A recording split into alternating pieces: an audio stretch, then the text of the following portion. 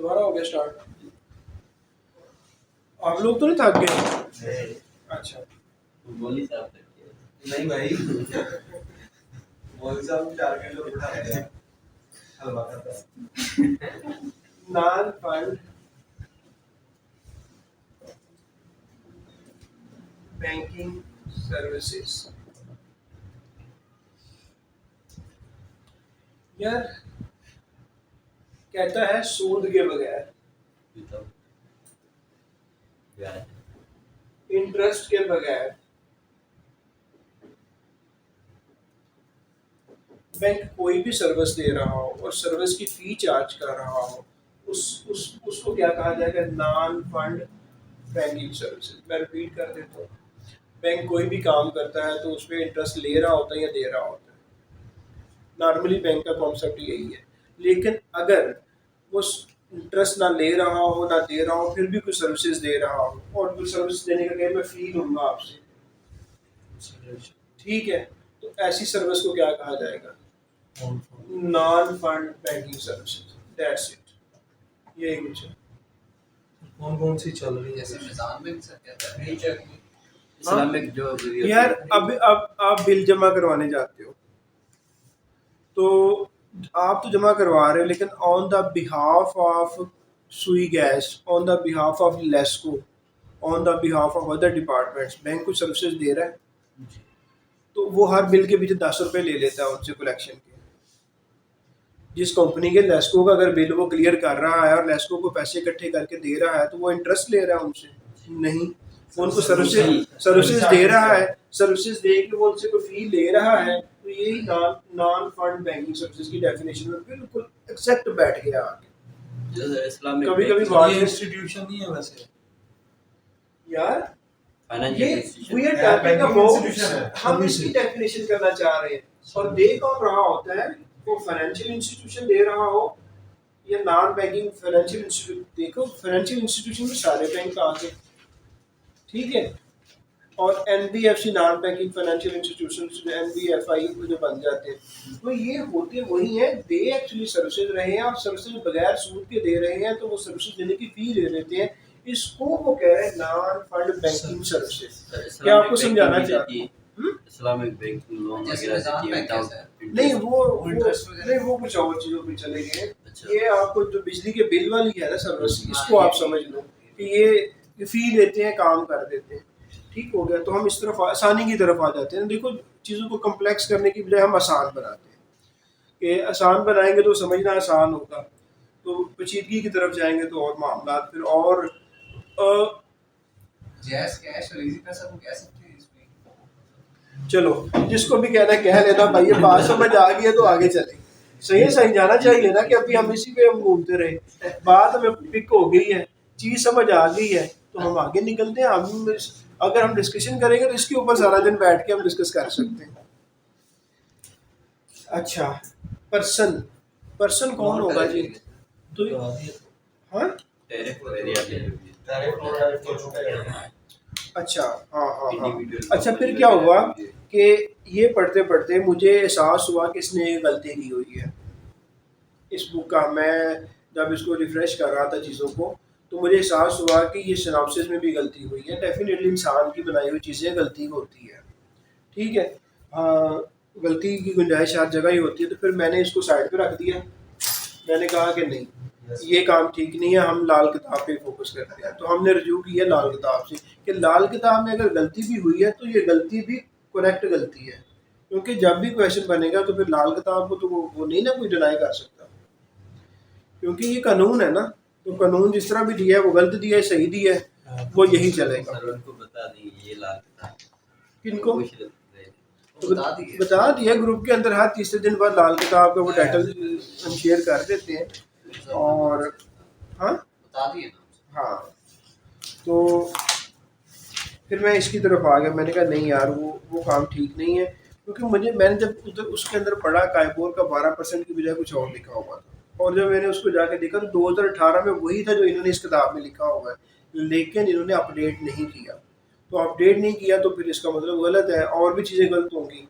तो फिर मैंने कहा यार कि लाल किताब को पकड़ लो कि उसमें स्टूडेंट का अगर जो इसमें लिखा हुआ है वो अगर गलत भी लिखा हुआ है लेकिन वो सही माना जाएगा, इससे आगे कुछ नहीं जाते हो। तो फिर वो मैं इस पे आ गया। तो आपने जो मिस हुआ है ना, वो मैं उसी से आगे बढ़ाए जा रहा था। कहाँ चला गया यार? कार्डबोर्ड के आगे तुम बेनिफिशियरी डेफिनेशन पढ़ो। एक मिनट। हाँ, मैन्युफैक्चर हो गया, नॉन बैंकिंग हो गया, नॉन टैरिफ एरिया तो यार मैंने लिख दिया यहाँ पे। जी सर। अगर थोड़ी देर पहले मैंने तीनों लिख दिए थे। फिर मैंने पर्सन जो अभी हमने बात कर ली, पर्सन में मैं बता देता हूँ, आपकी फेडरल गवर्नमेंट, आपकी प्रोविंशियल गवर्नमेंट, आपकी लोकल अथॉरिटी, ठीक है, यहाँ पे लोकल अथॉरिटी का नाम लेके, ठीक है। इसमें फिर उसने कहा कंपनी, ठीक है, इंडिविजुअल, एओपी, इनकॉर्पोरेट है या नहीं है, और एसोसिएशन, ये सारे के सारे पर्सन है। वो जब भी बात करेगा तो समझेगा कि ये पर्सन है।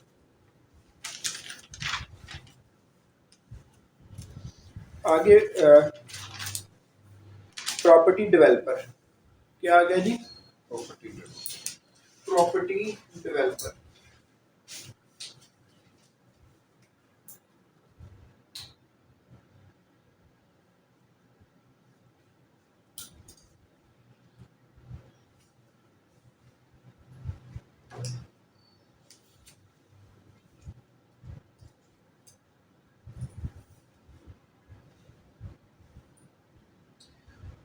प्रॉपर्टी डेवलप होते हैं, वो होते हैं जो लैंड लेते हैं और लैंड को डेवलप करते हैं। लाइक यहाँ पे अगर एक एकड़ वैसे खुला पड़ा हुआ है तो उसको एकड़ को वो क्या करते हैं, एकड़ के जो प्लाट है, प्लाटों में से थोड़ी सी मिट्टी इकट्ठी करते हैं, दरमियान में रोड सीधी कर देते हैं प्लाट, और जो जमीन है उसकी कटिंग कर देते हैं 5-5 मरला, 10-10 मरला। वो क्या है, वो लोग, वो कौन है?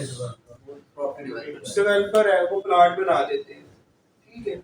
अभी वो पेपर में ये हो सकता है प्लाट कौन से, एग्रीकल्चर प्लाट, वो कहते हैं नहीं, रेजिडेंशियल और कमर्शियल, रेजिडेंशियल और कमर्शियल।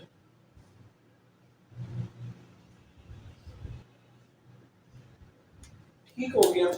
और फिर इसमें कहते हैं अगर चलो ये भी है, अब साथ में अगर वो प्लाट बना के दे देते हैं या फिर प्लाट को आगे यूनिट में कन्वर्ट करते हैं, यूनिट में समझता हूँ कि घर पर घर बना देते हैं, ठीक है। और अगर यहाँ पर प्लाट बना के नहीं रुकते, अगर प्लाट तक भी रुक जाते हैं तो वो प्रॉपर्टी डेवलपर है, ठीक है। लेकिन अगर आगे और बढ़ता है और इसको वो यूनिट में बना तब्दील कर देता है, यूनिट मीन मैं समझता हूँ घर है, यूनिट में तब्दील कर लेता है, तो वो भी कौन होगा? Property developer. हाँ हाँ। अब आगे इम्पोर्टेंट रजिस्टर्ड पर्सन, या फिर वही बात जो मैं कहता हूँ कि जो सेल टैक्स पे हमने कहा था, registered person.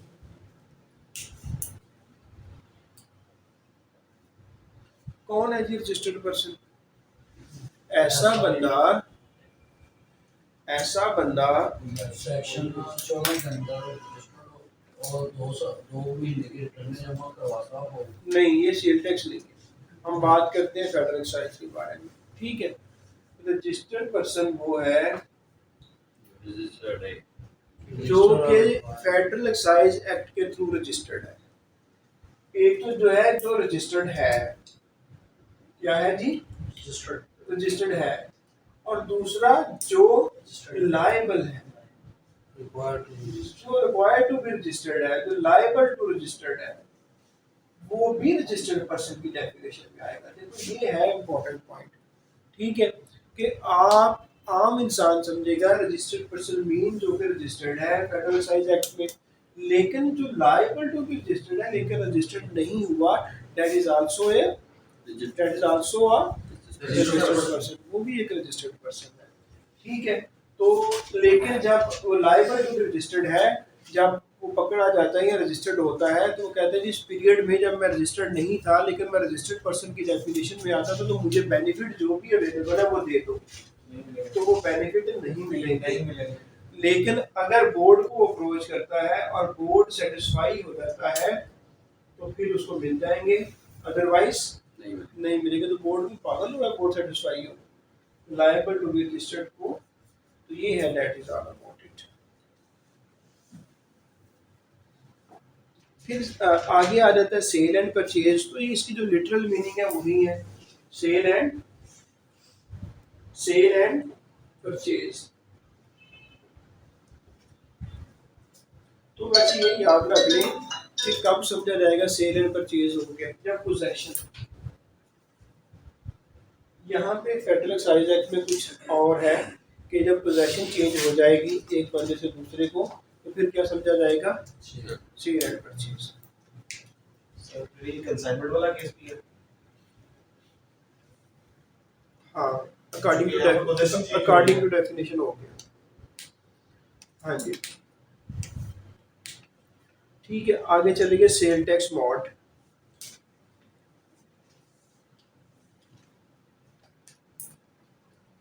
Cell tax mode, देखो federal excise duty sale tax mode में भी पे होती है।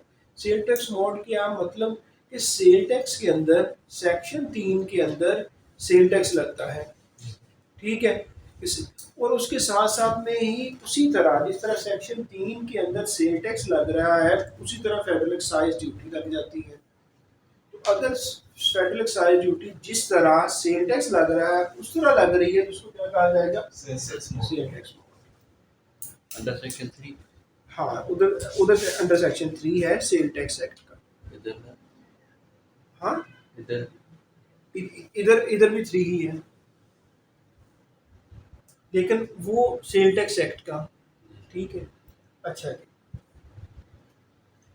शेड्यूल का मतलब हमने बता दिया कि शेड्यूल वही है जो कि इसके साथ अपेंडेड, ठीक है। आगे डेफिनेशन आ गई जी, सर्विस। तो सर्विस का हमने बता दिया, सर्विस तो काफ़ी दफ़ा डिस्कस हो गया है, ठीक है। और जो शेड्यूल 1 के अंदर सर्विसेज लिखी हुई है वो टैक्सेबल है, और जो एग्जाम्प्ट है वो सेक्शन 16 में लिखी हुई है। हम आगे बढ़ते हैं। टैरिफ एरिया का मैंने बता दिया है कि कौन सा है, जो नहीं है नॉन टैरिफ वो क्या है, टैरिफ, ठीक है। फिर अनमैन्युफैक्चर्ड टोबैको, किस तंबाकू को कहा जाएगा, किस तंबाकू को कहा जाएगा कि वो टोबैको जो है दैट इज अनमैन्युफैक्चर्ड टोबैको। तो वो कौन सा है, वो कहता है हरे पत्तों वाला। कहता है कि तंबाकू जो कि इस्तेमाल के काबिल है सिगरेट बनाने के लिए by green leaf threshing unit. ये याद रख, ग्रीन लीफ थ्रेशिंग यूनिट। अनमैन्युफैक्चरिंग तंबाकू वो वाला तंबाकू है जो मैन्युफैक्चरिंग में इस्तेमाल हो रहा है by green leaf threshing unit. Green leaf threshing unit, इसको याद कर लेना, ये कहीं टच ना मार जाए कि ये बंदों को बाय कौन सा है, बाय जो इस्तेमाल में है by green leaf threshing unit, ये याद कर लें। फिर वो कहता है सीटियां बजाने वाला विसल ब्लोअर। फिर आ गया जी सीटियां बजाने वाला विसल ब्लोअर।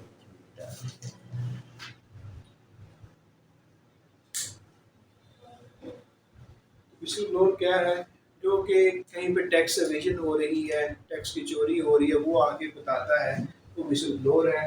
तो सेल टैक्स एक्ट में विसल ब्लोअर को हमने कहाँ डिस्कस किया था, 72D में किया था, और फेडरल एक्साइज एक्ट में हम इसको 42D में करेंगे। तो डी दोनों में एक जैसा ही है, यहाँ पे 72D और यहाँ पे 42D।